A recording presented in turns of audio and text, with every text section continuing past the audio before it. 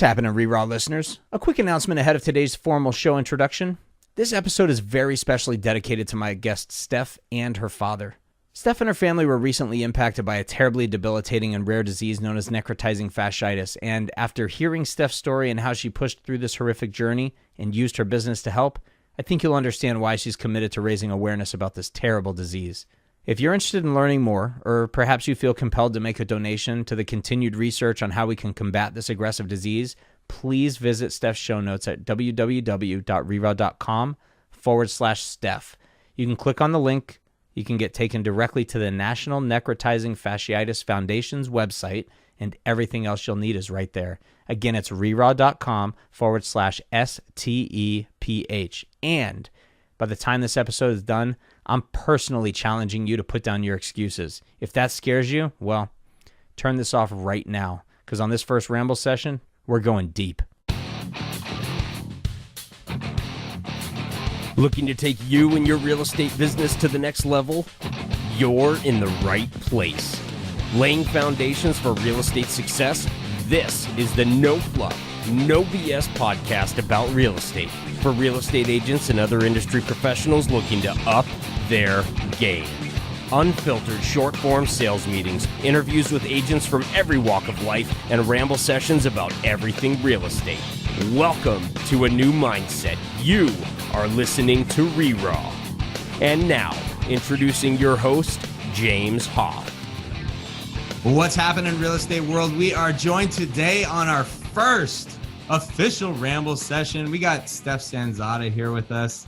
Steph is a professional inside sales rep. She's kind of a unicorn. Like she is just like that person who loves getting down and dirty on the phones, cold calling, going crazy. And I couldn't think of anybody better to ramble on with than Steph. So we're gonna just dive into conversations and see where it goes. To plug you quick, Steph is the proud owner of a company called Infinity Appointments. You can find her at infinityappointments.com. I highly recommend you check her out. I've worked with Steph before and excited to keep that train going. What's happening?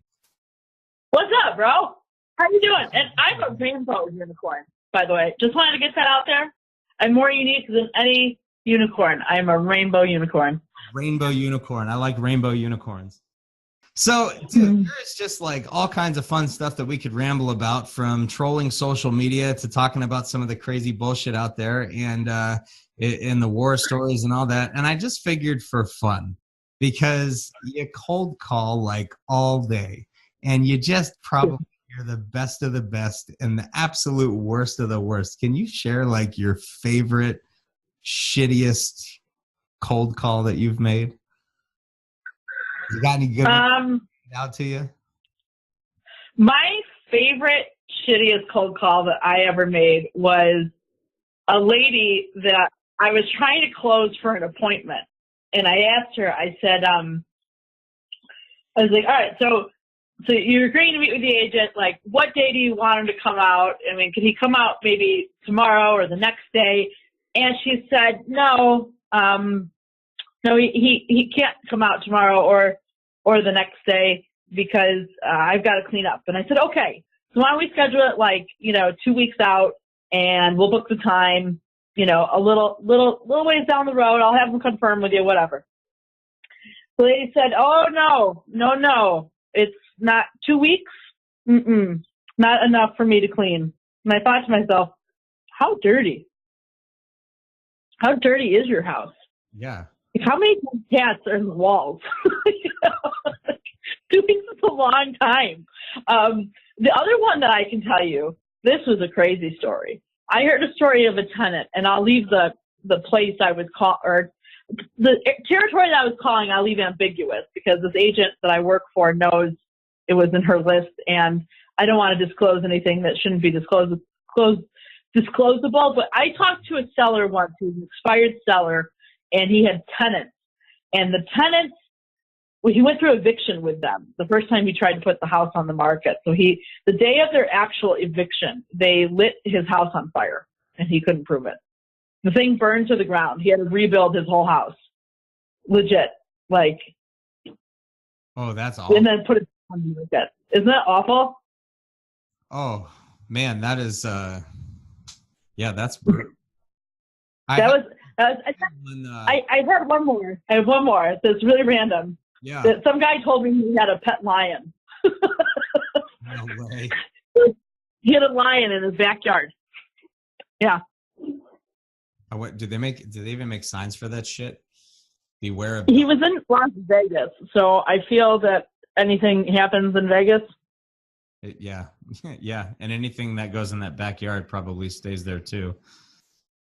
Yeah, hopefully. I'm excited for these ramble sessions. I'm excited for more interviews. Excited for all this stuff because it's amazing how many stories everybody has. And if you start putting There's so many together, it's like you can understand every situation. So are you seeing, are you feeling, you're on the other side of the country from me, you're up in New York. Are you feeling like when you talk to agents that there's just, are we getting like in a position across the country where there's just more excuses coming out? The I'm busy's and the I'm too good for this and I don't have time and, you know? Oh boy. They always will have an excuse for something, some reason, I actually read one of our local agents here in Rochester was writing about how they had put in a bid on a house, like one of her clients had put in a bid on a house and, the agents don't even respond to let you know if you even got the bid on the house. They just accept whatever offer and never say anything ever again. And she's like, at the very least you could write us back and just tell us like, hey, thank you for the offer and, sorry, we didn't take it or something like that. They never even get back to the buyers in our market to even tell them that they've accepted an offer. And I don't even understand. it's really, no, I don't. I know. Clients like, I like, if you're the agent on the other side of that, you're on the receiving end of it. What a shitty position to be put in by a colleague because you've got your own client that you have to answer to. Right. Who probably thinks you're full of it now because you're just like, yeah, sorry, I haven't heard anything. And they probably just think, are you lazy? Are you not calling? Or is this real? That sucks. Are you? Do you hear in like the conversations that you have with agents, do you hear a certain excuse or a trend, a kind of an attitude of entitlement somewhere that is more consistent than other things? Agents entitled? No, I'm just kidding. They are entitled. They're very entitled. I think you know a little bit about my personal situation over the last couple of months. We've had a couple of conversations and, I was going through a lot of stuff with my dad being very, very sick. And we had a client actually tried to tell me, first of all, one of them wanted a refund just because they didn't like FSBOs. They sent us a bunch of FSBOs to call on and set appointments for.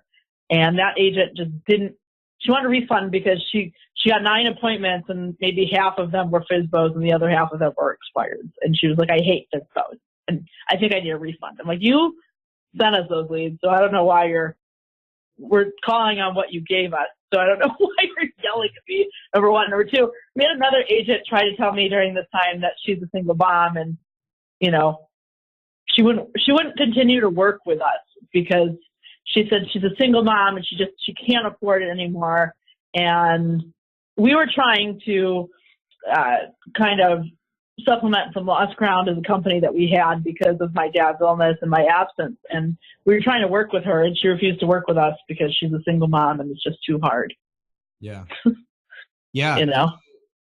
So single mom has an excuse and probably has more necessity or reason to need the business in some ways, right? Unless they divorced rich and they got a lot of money coming to them. But, so single parent probably has a need for it and they're full of excuses. So did you feel like that lady was riding was she riding like the woe is me train? Was she riding like the, oh, I'm so sad. I mean, we ended up reimbursing her, but yes, I kind of do feel like, if you had even the slightest idea about how brutal what I had been going through was, and, the fact that I'm still trying to work with you and still generating leads and like literally my world was just like falling down around me. And I wasn't trying to use it as an excuse to get out of doing things. I simply was trying to keep people informed so that they didn't, they didn't think that I just left them hanging, like I was trying to communicate as best I could. It was definitely a unique situation. So,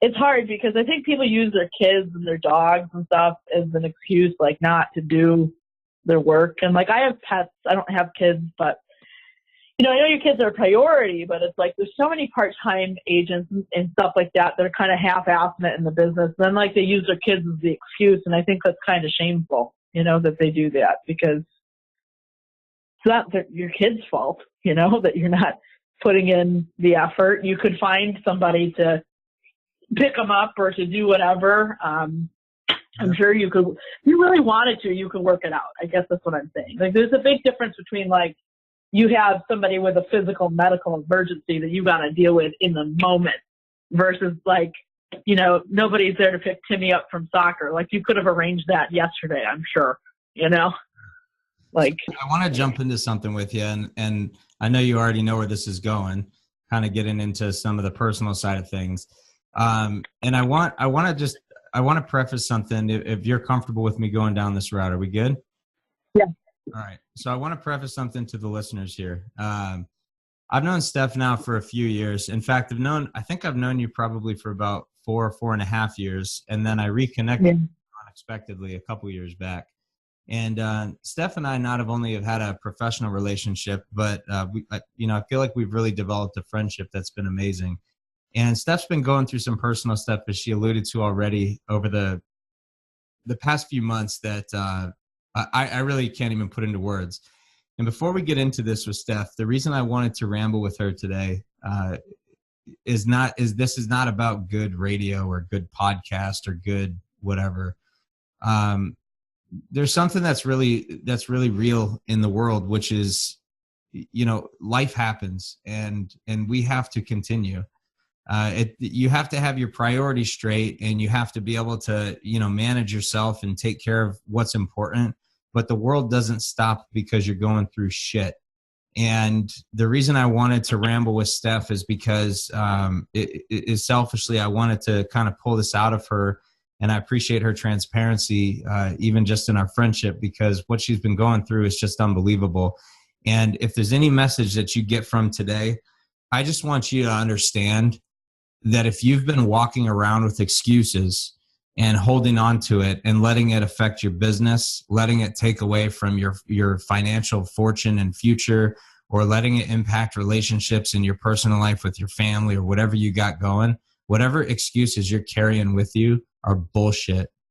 And I'm just going to say that ahead of doing this little intro to Steph here, because her story that you're about to hear is not only incredibly personal, but it's about as real and raw as it gets.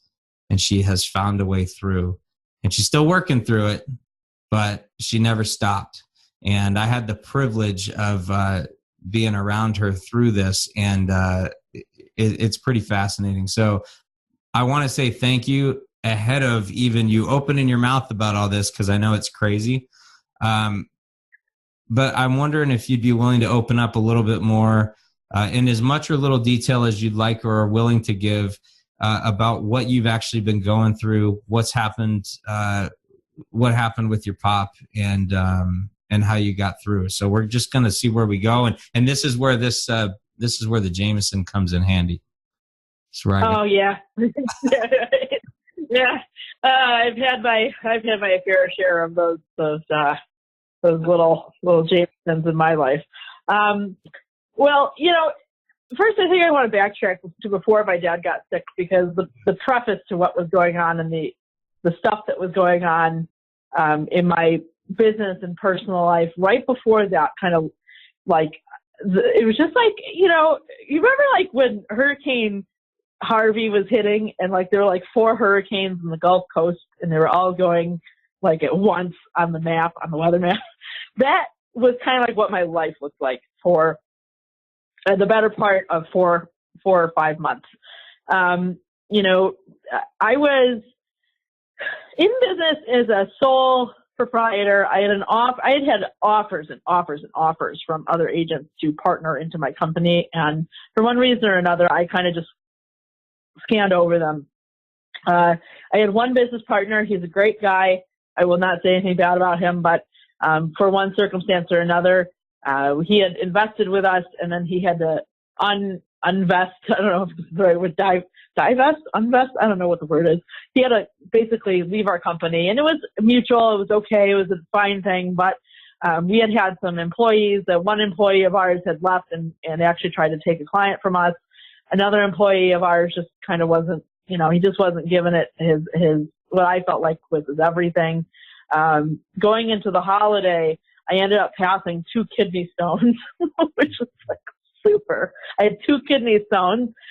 Essentially, the entire team had left me, but I did not have a problem with it because I was there long before them, and I thought I'd be there long after. And my business partner had a relative that was sick, and he pulled out, and he had to go his own direction, and that was fine. I just said, I'll take it back. I had these kidney stones. I thought I was dying. I went to the hospital.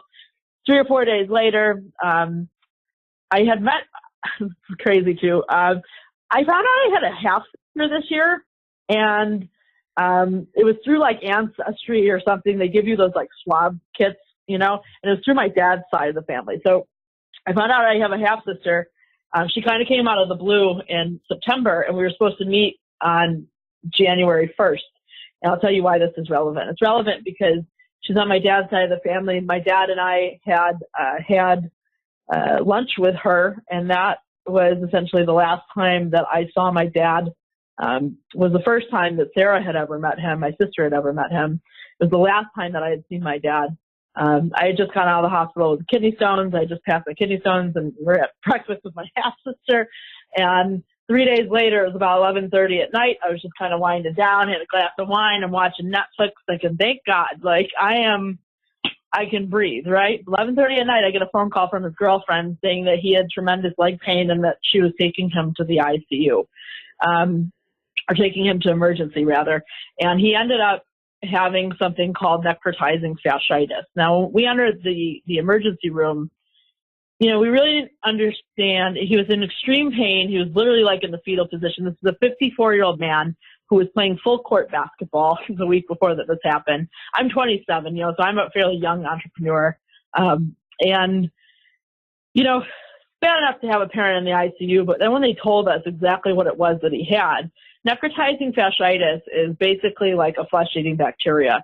And what it does to you is essentially it eats away at your tissues and it rots you kind of like from the inside out. So the only way that I don't want to say the only way. There's another way that I found later, and we'll talk about that. But the only way that most hospitals are treating this right now is that they do what's called debridement, where they're taking away the tissues and they're taking away as much of the infected area as they can on the person. So my dad, they started to take away his tissues, and they ended up taking away muscle that was infected.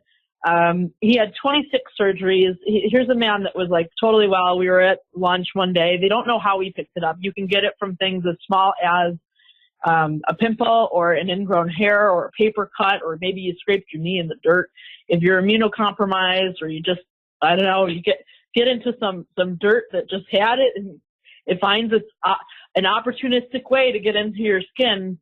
It will forge its path, and nobody really knows how he picked it up. And they started doing this debridement. So first they started taking his tissues, then they started taking his muscles, then they started taking hamstrings.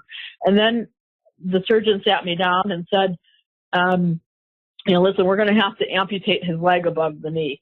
And then a few weeks later, they said not even a few weeks, maybe like about a week later, they said, we can't put skin grafts and close up his thigh like we thought we could. So we're going to have to take his leg from the hip, and we think that will save his life. If it's life or limb, it comes down to life. And when we went in there, I just had a sense that this was much more serious than we thought it was. And I had sat his family down, and before they started to talk about amputations even, and saying like, hey, this is serious. I don't know how it's going to impact his quality of life. This bacteria, just to give you an idea, James, it spreads so fast. It moves an inch an hour in every direction, literally, from where it starts. An inch an hour. And he thought he had the flu. So when he started to get sick, he was home from work. He thought he had the flu.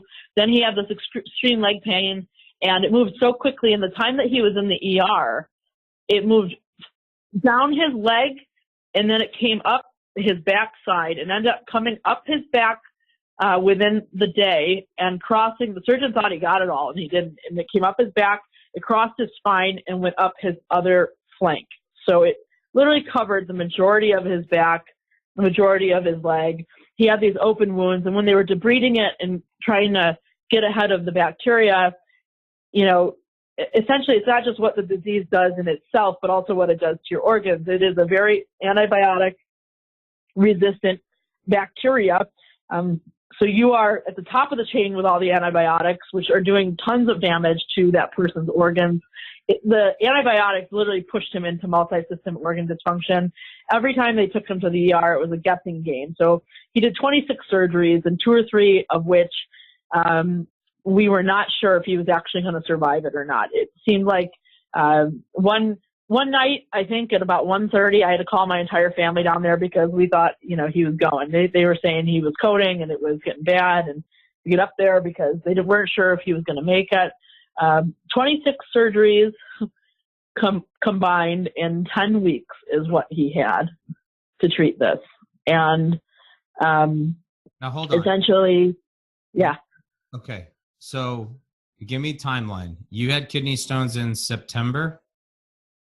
No, I had him over Christmas. Okay. So, but this all started with partnerships and like a little bit of chaos kind of happening with the business at when was it again? In September, October?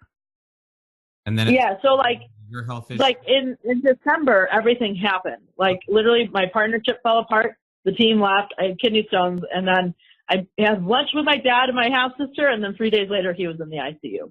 Okay. So pause for a minute. We all have different relationships with family, friends, whatever.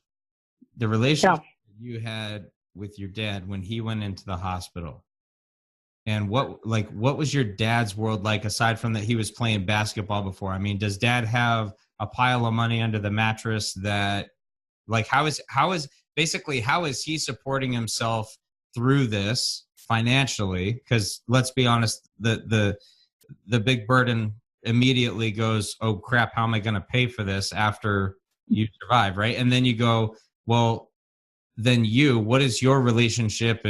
Do you have other close family members that are helping care? Like, how does all this fit into your world? So I have a huge Italian family, but not all of them are helpful. It's essentially, he had a live-in girlfriend who was not contributing, but a couple $100 a month towards rent. She was essentially, to me, she was living there for like almost free. And in terms of his assets and stuff, like we really didn't know if he was going to make it out of the hospital. If he was going to make it out, he was going to be severely disabled. And at the time, I had to kind of take on the burdens of actually, because my dad, he only ever made, you know, he was a working man. He was a blue collar working man who worked in a factory his whole life. And he certainly, I think, in my opinion, he wanted to live a certain way, and he had a lot of toys. You know, he had boats and trucks and motorcycles, and he didn't have a will, which made things extremely hard. Because he didn't have a will, I couldn't get access into a lot of his accounts. So what I ended up having to play this game of running around and trying to figure out what was coming in the mail and trying to deposit money where I could deposit money. First, I prioritized it with his house, and then everything else that came afterwards, you know. Because you didn't have communication with him because of all the surgeries and like we didn't get to talk. Like literally the night he went in there, he was writhing in pain. He labeled me his healthcare proxy verbally.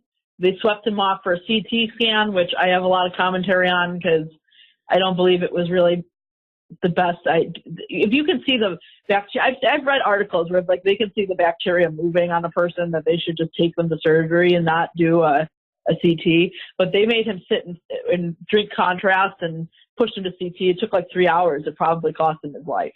I mean, that's really the way I see it.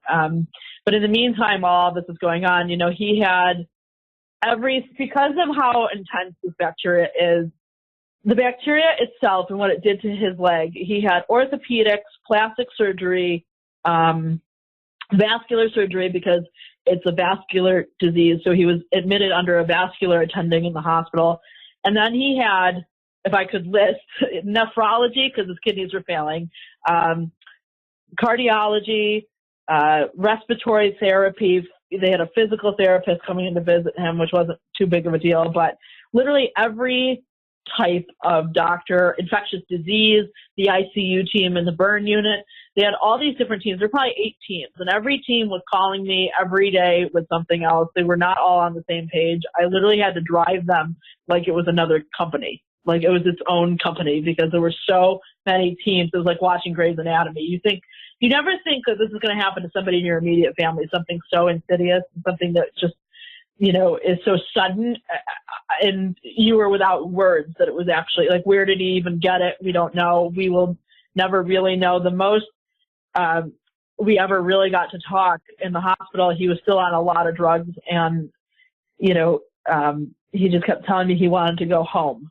That was the only real dialogue that we got in the hospital, was that he wanted to go home. And there were just so many different departments of the hospital, and they were doing crazy stuff. Like, he was having bad reactions to anesthesia, then they'd book him for 2 procedures in a day that required anesthesia, and I'd be like, you guys are killing him. What are you doing? Like, cut it out, you know?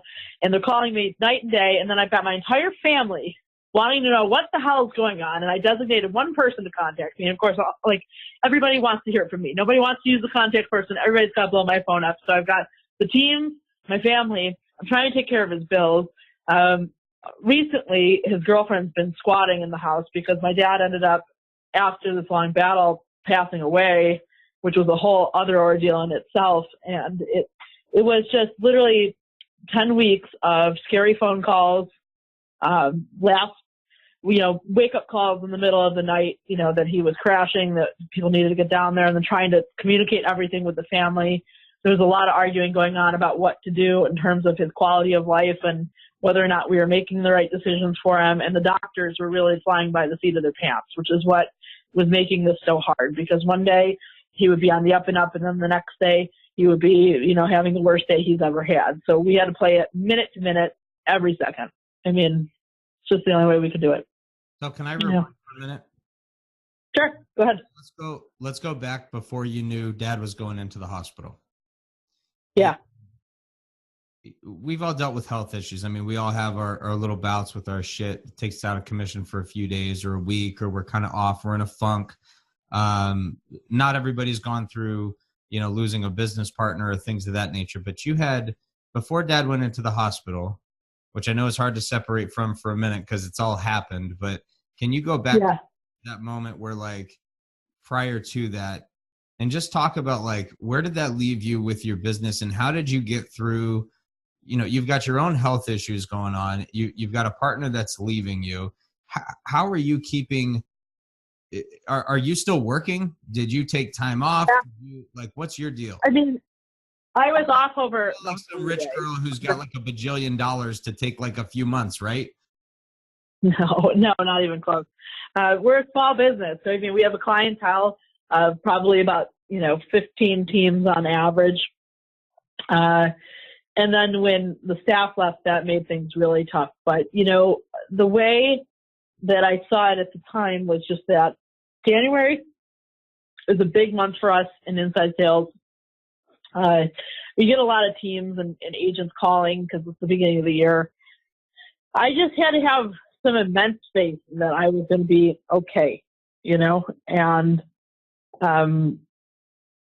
just being there and answering the questions and dealing with it and not abandoning what I set out to do was very tough. I had to stay very centered and compartmentalize everything that was going on. And I think in terms of when my dad got very sick, the idea of compartmentalizing the dramatic stuff, and that the dramatic stuff doesn't matter at the end of the day. The stuff that, goes on between people, the disagreements, the whatever. Look, you can do whatever you want to do. And if it doesn't work out, you tried it, you did your best with a partner or whatever, and it doesn't work out. It doesn't mean that person's a bad person. It doesn't mean it needs to get personal. It doesn't mean any of that stuff. It doesn't even mean that you have to stop your relationship with them. You just have to realize when you need to take the reins, and when you need to take the reins, and just go with it. Just go with your gut. And I don't know. I just have this belief that the universe is going to, I co-create things with the universe. So if I put it out there and I decide to do it, it will come, and it always does. I push right through it. I don't know. So you're labeled as the person who's like making medical decisions for your dad when he can't communicate for himself. Dad goes in and gives you that responsibility. You've just come off of your own health issues. You don't have a partner anymore. You have a father who is literally fighting for his life, which is a battle eventually lost. And somewhere in there, now you're probably you're paying for your own bills. You're paying some of his bills. You're trying to keep a business afloat. I guess where I'm going with all this is, look, myself included, it's so easy to go down the rabbit hole of, well, if you were me, like, it would be different, right? Like, you don't understand my shit because you're not me. And here you are in an unthinkable situation with it's just a shit hand in that moment, right? And my question to you is, how during a time when every bone, every piece of most people's insides would just shut down and quit and be done, and like, I know for a fact, because we talked, that you still got your ass back in the office, you serviced the client, you did that. How do you first of all, how did you find the mind? Let's answer that first. How did you find the mind frame to do that? I think that there's two sides to this. One was that, I care a lot about my clients, and whether we are able to accomplish the goals for them or not, we always try to end things with them on a good note. So even if, and to say that there weren't clients that didn't give us, a problem during that time is just an understatement. There were our diehard clients that really knew me, that really had worked with me, were better than great. They literally, I had campaigned, believe it or not, during this time for Dad. I had a GoFundMe page. I think you actually donated, didn't you, James? You're a good man. We had this fundraiser for him. We raised about $8,000 because we weren't sure if he was going to come home. At one point, he looked like he was actually on the mend and he might come home. So we were trying to prepare for that by fundraising. It could go either way. And I just had to stay centered because everything was very fragile at that time because we didn't know what the results were going to be like. And in many ways, it still is very fragile, even with his passing. But at the time, it's like the way I thought about it was, if I'm not in business anymore, I can't take care of him. Like, if he's really sick. And he only ever made, a base, like a $16 an hour, I think was all he was making, which is nothing for New York. I mean, that's like your upstate. It's a little better than downstate, but it's still not a whole lot of money. And so his funds ran out fairly quick. I just had to put myself in this position of if it's all going to just fall down, it'll all fall down. But the worst thing that I could do during the time that he's struggling is not try, because I saw him struggling so hard with his life, just to watch not just what I was going through, but I took myself out of my own equation and watched what he was going through. And it put me in the space of, he's losing his leg. He's losing his, he's lost his ability to talk. He's lost his ability to do anything, to move. Even raising his arms were hurting him. I mean, every day it was just people poking and prodding him and waking him up, and how scary that must have been. And in a way, when I saw his presence be in such a debilitated state, I thought to myself, how dare I even bitch?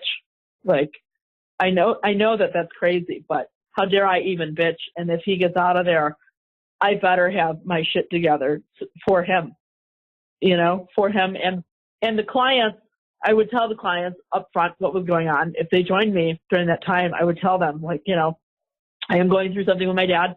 I do have to have some periodic absences sometimes. And I put in place a new team within a matter of weeks, like maybe only a couple of weeks, and just told them, like, the emphasis is on, I think I didn't sleep for 3 months. I think that's pretty much I think that's pretty much what happened. I just laid awake. Because you already know what the sleepless nights are like, right? It's unbelievable. Yeah. But I think when I saw his condition, I said to myself, how dare I, how dare I not try? Using a greater force to drive you, and you've taken the excuses away, and like, you're working for something other than you, which is really powerful. And, I guess something that seems to be a constant plague in this business is like separation between, personal and business, because it's so easy to be a slave to the work, right? Because for some of us, it becomes an adrenaline rush, and we're just workaholics by nature. I'm kind of wired that way myself. And sometimes I need someone else to kind of sock me in the face and tell me to shut it off for a minute. But usually that's just because you've got normal life happening and you don't have all these other things like, what you had on your plate. So I imagine there's a big tug and pull there, right? Because when dad's in the state that he was in, you want to probably be there, I presume, as much as you can, but you have like financial responsibilities. And I know we don't all want to be a slave to the money, and we're not taking it to the grave one day when we all get there. But I guess the point is money's the great facilitator. Like, the bills do have to be paid. Like, that stuff has to be done. So how, like, I guess I so admire like how you handled all of it. And I guess I want the listeners to understand that, like, there's no perfect, careful balance. And I'm wondering, and I don't want to make assumptions, so correct me if I'm misspeaking, but like, I presume in one of the darkest and shittiest moments of your 27 years, you had some really serious decisions to make that involved both personal and business. And I'm wondering, I know the drive, like, you can't imagine where dad's at, but like, how did you clear your brain, like, so that you could actually provide the service to your client in a moment where you're fucking frazzled like that? I was having this discussion with my cousin yesterday, because I told her, during all of this, it's very hard to walk into sales when you have all of this going on, because you have to put your actor's hat on, you've got to go play your part.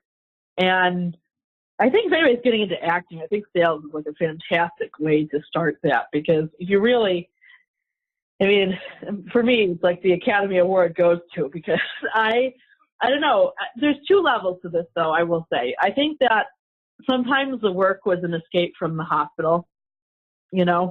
I think there was a part of that it was really my only semblance of normalcy was being at work and trying to get work done, which there are times where I had to leave. I didn't have a choice. The emergency times. There were times that I had to take phone calls to make a big decision. If it was the hospital calling, I would drop everything and pick up. But if it wasn't dire, and I would make it clear to the staff, like, look, I'm up the road. Literally, the good news is my office was like literally the other side of Elmwood, which is the other side. Strong Hospital is on one side of Elmwood, and my office was on the other side of Elmwood. So it was literally a straight shot, which I don't think it could have been more convenient. And I'm so glad I became an entrepreneur in one sense, because I could not have been there for him had I been working for a corporation. In the way that I needed to be there for him, I could not be there for him if I was working a 9-to-5. But the goal here, I think, for me, I try to hold a lot of integrity in my business. If something doesn't go right, a campaign doesn't go right, I'll refund the money. But and not really blink twice at it. I mean, if they want 50% back or something, like, fine, take it, go. And I think that the important thing here is that when the complaints were rolling in about my absence, to not take that personally and to understand that business will always bounce back and that that's not about me. That needs to go. If it needs to go, it'll go at its own time. I'm not saying that I'm jumping on and just throwing all my money over there tomorrow if they're unhappy. I tried to resolve it in the best way I could by telling them, hey, this is the situation. I'll more than make it up to you if you stick around. Some of the agents let me do that. Some of them didn't. The ones that didn't, you know what? If they don't understand the gravity of my situation, they don't belong with me anyways. That's the way I see it. Because, and you know what else? I understand that their situation is not about me. My problems are not their problems. Sometimes their problems they think are my problems. But that's on them, Yeah. You know what? Actually, that's actually really powerful shit right there, because, the big quote is like, you're the average of the 5 people that you surround yourself with, right? And yeah. What's amazing is not only is that present in our personal lives, but on a professional level, especially with your clients. People say, oh, you don't always pick your clients pick you. But yeah. I don't know, is there something to say for the fact that we can pick our clients? We can get rid of the people that we don't want to work with. And like, there's a point, even when you're starving for the money, where it's like, you know what, screw this. I'm not a slave to you. Like, I don't need the money so bad that I'm going to sacrifice who I am and, live in misery and walk through shit for you. Like, I've got my own bag of stuff. Like, being selective for the people that you want to work with is also who you're choosing to surround yourself with and how much stress you take on. So did you find that time you also fight clients? I think that in the time that, lucky for our family, that in the time that he was going through all of this happened to be my busiest time of the year, because as much as it was stressing me out that we had so many clients, it was also a relief financially, because you know what, at the time I had enough to kind of go, all right, well, I'm going to take care of him first. And then if somebody has a problem with my absence, I would just give the money back. I would do whatever I could. But if I couldn't take any more, I couldn't take any more. If I didn't for once fulfill on something I promised, which is not my goal, but if it came down to that, I would try to do what was in the best interest of both parties by, at least giving a partial money back if they're dissatisfied, just time to go away, because I really didn't have time to deal with the complaint. Like, I was really in a position where either they were going to be with me and they would be with me through the long haul, or if they were going to give me the complaints, my money was worth so much less than my time at that point that I just literally was like, fine, go, go, I don't have time. See ya. Has this horrific experience, I mean, has there been positive that's come out of it? And like, has there been a perspective change in like the value of money over time and or vice versa? Like, have you changed anything in the way that you approach your business? I think the interesting thing about it was that no matter what was going on and no matter what was transacting, I was able to hold my center and still continue to not only have good months, but have some of the best months that I've had in general, because I was so to the point of like not caring what anybody else thought that I was actually in a way liberated from worrying about the small stuff, worrying about clients, worrying about what they thought of me, worrying about all the little shit that didn't really make a difference. And I realized that a lot of the other baggage that was holding me down throughout the last couple of years of me not being successful. I was successful, but I haven't been successful to the level that I wanted to. And I realized during that time that it's because I let all the other stuff bother me so much. I'm plateaued at a little over 6 figures because I would not let go of some of the crap that didn't matter, and I wouldn't pursue and wouldn't continue to hire, and I would hold myself back from doing things on the basis of I cared so much what everybody else thought of me. But here, it was purely transactional and not personal, because personal was so clearly defined, that work was so impersonal, I actually managed it the way I think it was best managed. Super, super impersonally. Just being like, you know what? I am going to do my job. I'm going to do it to the best of my ability. If it's not good enough for somebody, see you later, you know? And that is just how it rolled. And I think at the end of it, I really saw the clients that stood with me, and the ones that we came out the other side on, you know, they're now really starting to reap the rewards of me being back in full swing, because it's like, I'm titanium now. Like, everything I went through made me, I don't want to say indestructible, but it really puts everything that you get concerned about during the day in such a perspective that there's no amount of time that you're guaranteed on the planet. Right. You know, Dad was at lunch with us, and then Dad was pretty much knocked out of the world, right? And to watch how he persevered no matter how bad it got. And even when we were like, he got a secondary infection, which is how he ended up passing away, was he got another super bacteria that he caught in the hospital. And, you know, it was clear to us that he wasn't going to make it. It was clear to us. But even when we took all the machines off him, his heart pounded away for hours, James, like hours. There was nothing we were going to do against this bacteria. The infection wasn't going away. He was still going to pass away. It was either that day or the next day, or it was going to happen, right? But he was still pounding. I remember with my uncle, we were standing there looking at his monitor going, man, that guy, I mean, he just had heart right until the end. He didn't want to go. He loved his life. And I think that had he known how short his life was going to be, I think he would have done. I think the sad part for me was he didn't do what I think he hoped he would have done with his life. You know, like, I don't think he got everything he needed to get out of it. And he was driving to stay here, because I think he realized, like, when it hit him, like, you know, I think part of the drive to stay put was that, I still have business here. You know, I still have more to do. Like, I'm going this early, you know, like, it was kind of like that.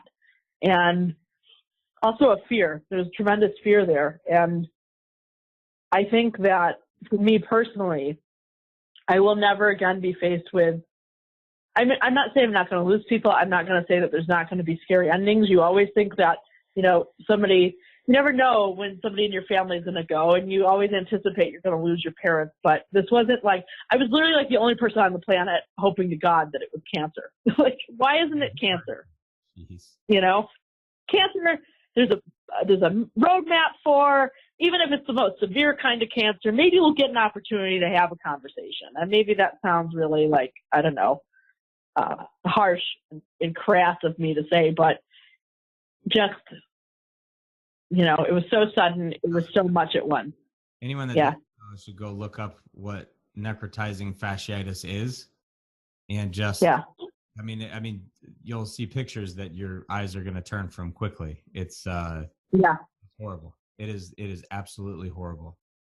It is. Yeah. So we obviously work in a business that's like not sensitive to our personal life. Not at all.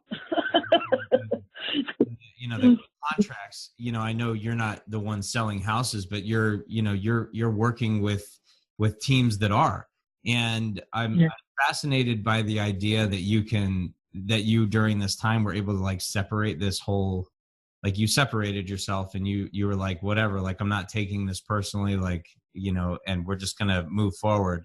But in a business that heavily relies on relationship building and adding the personal back, how did you have the space to do that, not with your clients, but with the prospects that they gave you to work on? How did you reinsert that humanity in such a tough time? Like, you mean like with the sellers? Like, how was I with the sellers? Or just, for example, you're calling on an expired, or you're calling on a FSBO, and somebody answers the phone, like you may have been able to take out, your personal stuff with your relationship between your actual clients, but how did you reinsert your humanity, I guess, back into that dialogue with the prospects with so much going on in your life? And by the way, before you answer that, let me back up for a minute.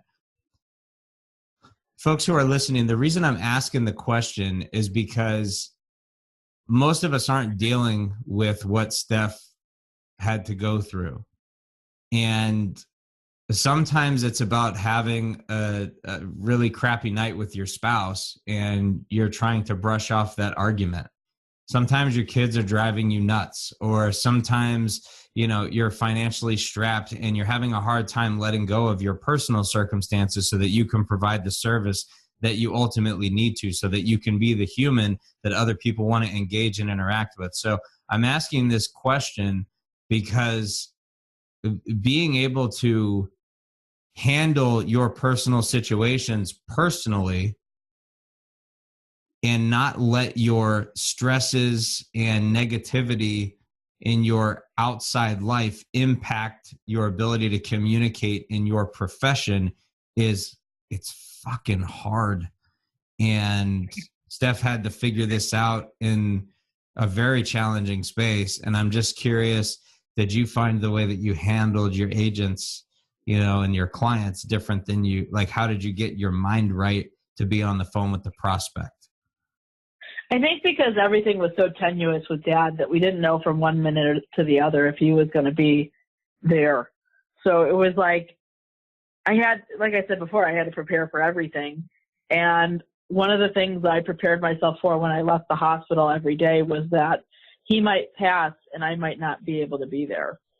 And wow. I had to be okay with it because on some level, spiritually, I'm not really super religious or anything like that, but I think that everything happens for a reason. And if it was his time to go when I was outside the hospital trying to do work for us, it was his time to go, and it was something I got very real with myself about, because some of my family was, I want to say, like living in la la land about his condition. And, kind of, you always hope for the best, but you got to prepare yourself for what the inevitable might be. And I just took all that off of myself and just squared up with me and said, listen, this is what it is. If he goes and I'm not there, spiritually, I would hope he would know that I was out trying to do what was best for us as a group. Right. And that released me from guilt, which I think a lot of people would feel from being away from somebody in their immediate family who was going through that. The other thing was that when I would get to work, I literally envisioned myself dropping the baggage at the door. That phrase that they say?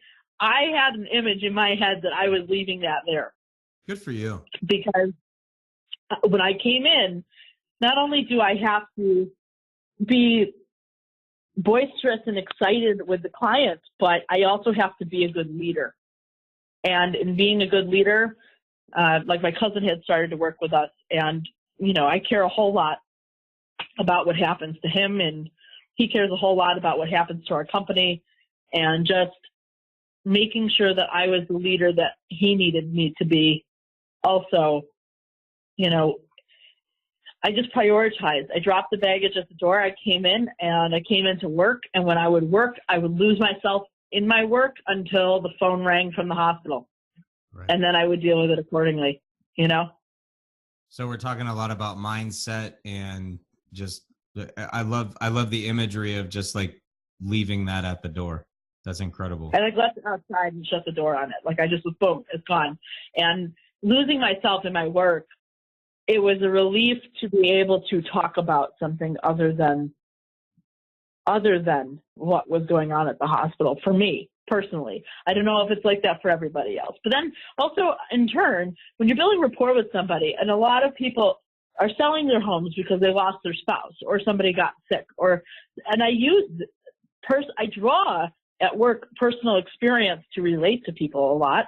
And I think it made me bond better with certain sellers, you know?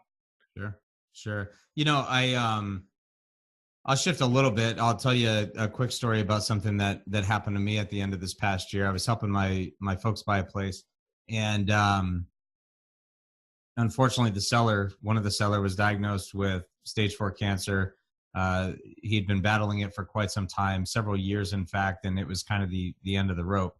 And we were dealing with an agent, I think, who was doing the best you could do under the circumstances. It's easy to get very personally connected when you're in the middle of a real estate transaction with someone that's dying.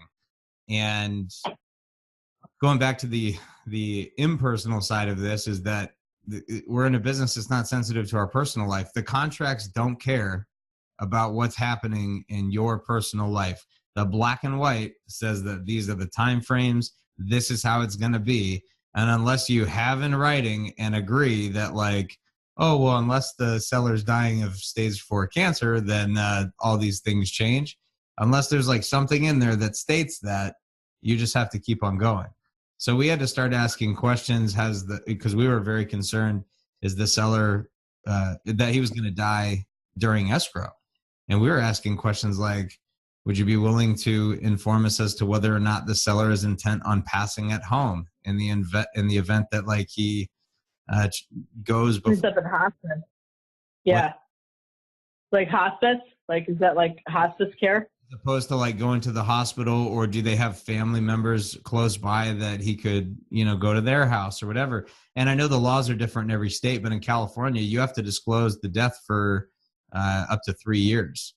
And, so that kind of thing becomes important, especially if the client you're representing isn't planning on staying there for that amount of time. Right. So I guess the point is it was definitely a strange set of circumstances. And the constant excuse that I got from the other agent when we had things that were time sensitive in the contract was, well, you're going to have to be more patient. My client's dying.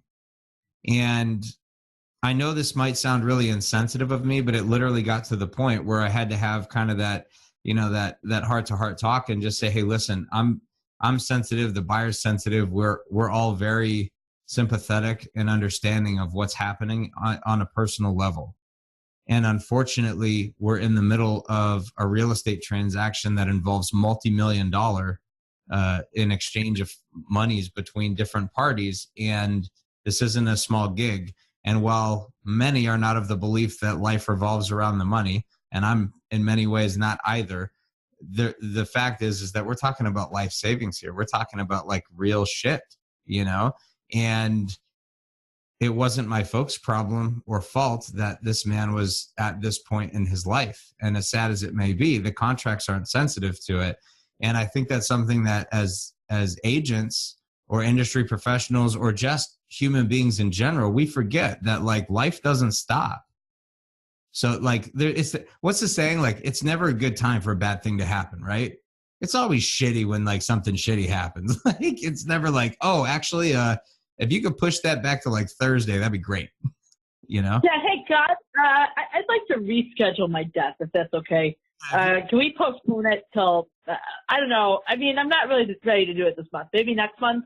Why don't we talk, Wait, yeah, go ahead. Taxes are coming up. If you could pull it forward maybe a day, that'd be great. Yeah, right before April 15th.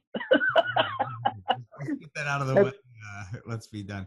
But, I think it's crazy because the industry is just full of excuses. And I think this is like such a cool opportunity on our first Ramble session together in general. It's just to talk about those excuses and like letting go, and understanding that like our little nuances in the things that we do like are what make us unique. But like at the end of our life, at the end of our road, like we're all going to experience for the most part, death and life and love and suffering and financial success and financial pain and fear and hate and whatever you for the most part, we fill our bag with the same old shit. But yeah. On the way, in the middle of life happening to us while we're also trying to make money, we forget that like we're not unique in that situation. Like that's just life and we have to handle it. Well, you know what? There was a third thing that I had to do that I didn't talk about. And the third thing was I had to make sure when enough was enough that I took time for myself amongst the chaos. Yeah. And there are so many times in my business life that I've had to do this, but with the personal situation, it was definitely a little bit trickier. You really have to, and I mean have to. I don't care who's bitching. I do not care. I do not care about how high priority that client is. When it's time to be off, you know, schedule it, make you do it, or you will lose your freaking bananas, you know, you will lose your I mean, there were times where in the middle of the day, I could feel because this is where I get into the whole, you need to listen to somebody like Carolyn Meese talk about the energy and what it does to your health. Because I could feel the cortisol in my body from the stress of all the energy and everything that is coming down on me. And even still, because actually I'm dealing with another situation. His girlfriend is essentially squatting in his property, which is actually my estate now, because I'm the administrator of his estate. They weren't married, and she was only with him for a couple of years. And there have been times in that dynamic dealing with her that I'm not dating her, and it's the same thing like what you're saying with your client. Like, I'm not dating her. I'm not, and I'm sorry my dad passed. Look, I'm sorrier than anybody that my dad passed. But at the end of the day, that estate needs to be settled. Unfortunately, she can't live there. She wouldn't change the locks on me.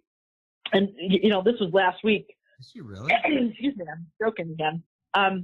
This was last week. So she changed the locks on the estate. And here I am dealing with my loss, trying to catch up to clients. And I have a third factor that he's got his Corvette and a motorcycle and all this stuff that I have no access to. And she is just creating a whole other dynamic where I could feel in times that he was in the hospital and times with her, just all this manifestation of the stress where I ended up needing to step away from my day, all of the day. And I mean, like, closing out, not answering my phone, not answering emails, not participating, leaving the staff to do what they needed to do at work.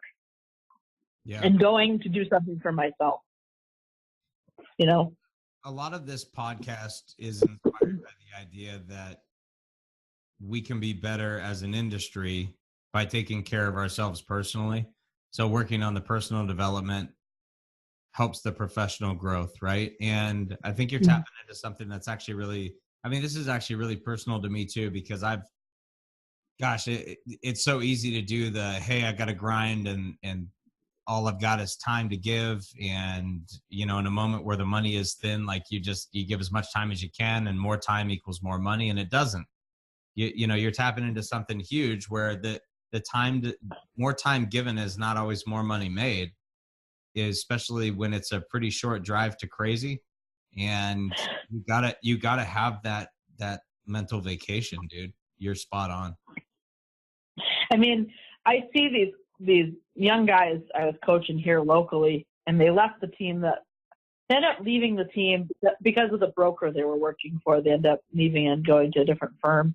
But I see some of these younger guys, and you know what? As much as I love Grant Cardone, and I do love Grant Cardone, one of the things that I kind of can't stand is the idea that, you know, grind, hustle, 10x until you drop dead. I mean, you know, like, I think that there's a little bit of nonsense in that, because I am terminally lazy. I'm going to tell you that right now. Terminally lazy. That is, I would describe myself that way.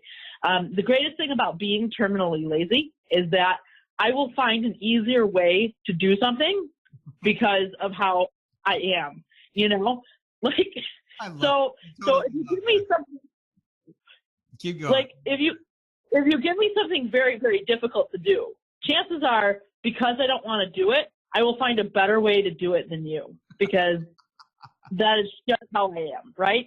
And my cousin, when he first started to get into prospecting, you know, and I've told this to other staff members of mine, that your attitude when you walk in the door in the morning means more to your day than you slaving for 12 hours on the phone. I can tell if you're having one of those days. Yeah. I had one girl, she was staying after 5 o'clock one evening making calls, and she had a shit day. She didn't get anything from 8 o'clock until 4. No appointments, nothing, right? And I looked at her and I said, dude, because I could see it. I could see, it's like I could see, I have this weird ability to see people's energy and when it's like starting to spiral out of control. And like her energy was starting to snowball. And she was having a bad morning. That bad morning turned into a bad afternoon. Her idea that she was going to stay until after 5 o'clock to get her day better is ridiculous. You should have done the things you needed to do at night to get yourself ready for that next day. And if you're having a bad day, I had my cousin in a couple weeks ago, and he had some personal stuff going on at home. I looked at him and I said, go home. He goes, why? I go, your attitude's bad. You're not going to do well today.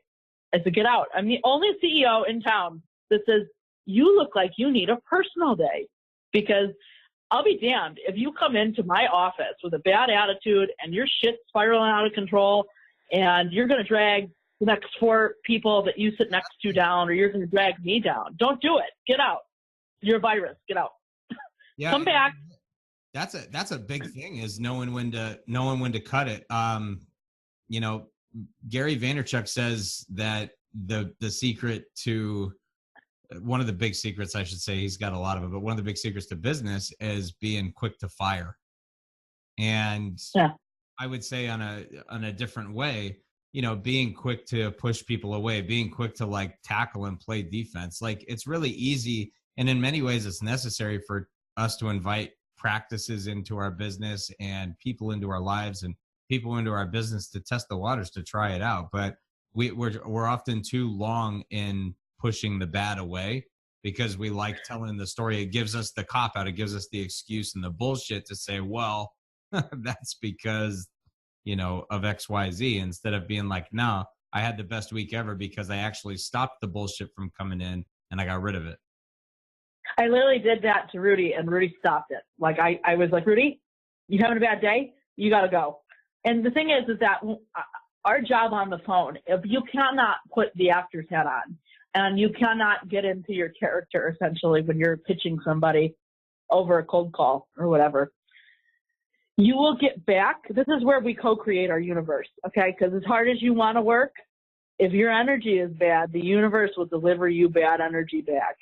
That is absolutely, in my eyes, a law in my industry. You come in with a bad attitude, you will get nothing.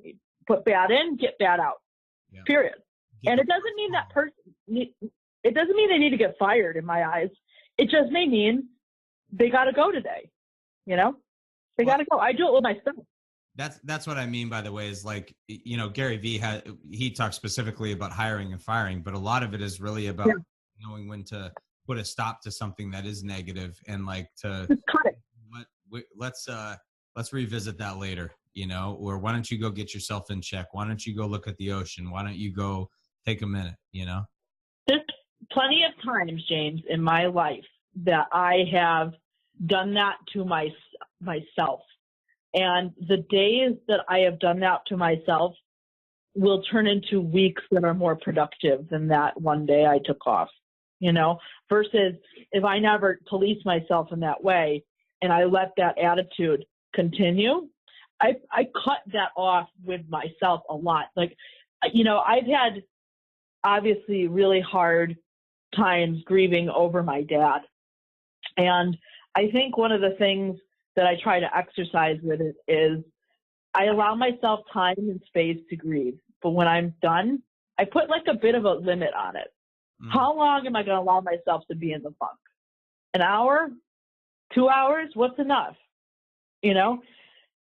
And sometimes it'll come on. I'm not going to say it's not going to just come on, because sometimes it just comes on and you can't do anything about it. But I try to exercise a muscle of just policing myself for how long I'm going to allow myself to be in that place of feeling sorry and darkness and this. Look, you're going to have those emotions. You're going to grieve. I think I went through the 7 stages of grief during this entire thing like 8 times or 9 times or 20. I don't know. I literally grieved over when they amputated his leg. I grieved over when they were going to amputate more. I grieved when he was re-diagnosed with another super bacteria. I grieved the night he went in there. We didn't know. I mean, it was insane. It was like every 5 minutes you were in a funk. And there was a time where I would tell my mom, she would call, she'd want to talk about Dad, and I would go, no, we can't talk about it now. I love you, but you guys are divorced. Go ride your horse or something. I can't talk to you about it now. You know, go have a nice ride on one of the horses and come back to me later with a story about something completely different, you know, because I was sick to death of talking about it for a while. And, you know, I think that policing myself allowed me to maintain my center in everything, you know? Absolutely. Yeah. Do you have any, like, I don't know, lighter shit that we should ramble about? You got anything else? Lighter shit? Pressing in your life or present? Here's a good one. Let me ask you this. Do you have like you talk about you're pretty spiritual, right? So when you're like, when you're away from the work and you're like, or you're taking that moment to like recollect yourself, do you turn to like a meditation app? Do you like what's your peace? Like, how do you find that shit? I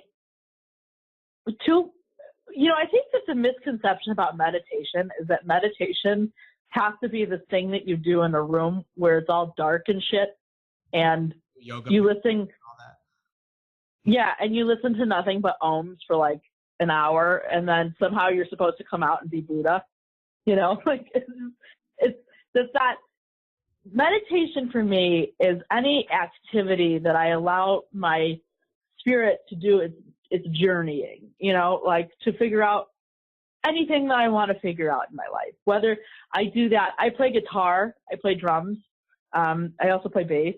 Sometimes I lose myself in the music. Sometimes listening to music does that to me, not just playing it, but sometimes just listening, going on walks and going to the park with the dog, riding the horses. That's a big thing for me. You know, it allows me the time to clear it all and to get, I think not enough. Meditation is like another word for learning how to be alone with yourself and be with the universe. Right. And whatever facet or avenue you have to do that with, that's your place to get to know yourself. Allow time not just for yourself, but to get to know yourself and what you really want out of life, you know? Absolutely. Yeah. Well, dude, this is sick, and I appreciate you coming on. I think the big message I want the listeners to get today is just we've all got our excuses and we've all got our bag of shit that we're carrying around. And Steph has been through some pretty painstaking stuff lately, as you can tell. And sincerely thank you so much for opening up and sharing about it, because I think that it can bring hope to people that feel like they're stuck in a rut. In a self-employed industry, right, where you work for you call the shots, you're the CEO, you still got to run your business like a business, but you got to remember that businesses are driven by human beings, and the business that we're in, we're serving human beings, and we all have our bag of shit. We all got our excuses. We all got our stuff. But like Steph says, you got to leave it at the door. And you got to leave it at the door for your own sake. And you've got to also make sure that you're taking time for yourself if you can't leave it at the door, and find a way to release that somewhere else so that you can actually function at your highest level. Because I think one of the best things I got from you, and I say one of, because you dropped a lot of great value today, but I think one of the greatest things is it's better for you to just leave and go get yourself back in track than it is for you to sit here and work like a 12-hour day instead of an 8 just to try to make up for your shitty attitude, because it's not going to help you. So I mean, gosh, if you have any parting words or closing thoughts, share them now. If you want to just tell our guests how to get a hold of you, how to find you, how to bother you and tap into that brain, feel free, and then we'll wrap things up. Yeah, man. First, James, I want to say thank you for having me.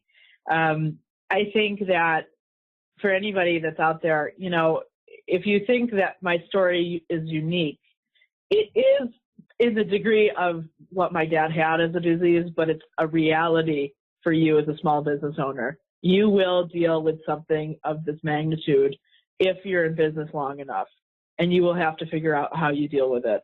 And, I think that your energy and what you put out there is what you will get back. And you know what? People can tell, what your energy feels like to them. And it will